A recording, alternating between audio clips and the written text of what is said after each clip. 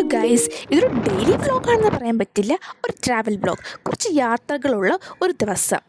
ഞങ്ങളുടെ റിലേറ്റീവിൻ്റെ വീട് കൊച്ചുവേളിയിലായിരുന്നു. അപ്പോൾ അവിടെ പോകണമായിരുന്നു. അങ്ങനെ അങ്ങ് പോയിട്ട് വരുന്ന വഴിക്ക് ശംഖുമുഖത്തും എയർപോർട്ടിൻ്റെ ഉള്ളിലല്ല, ആ വഴിയൊക്കെ ഞങ്ങളൊന്ന് കറങ്ങിയൊക്കെ അടിച്ചു.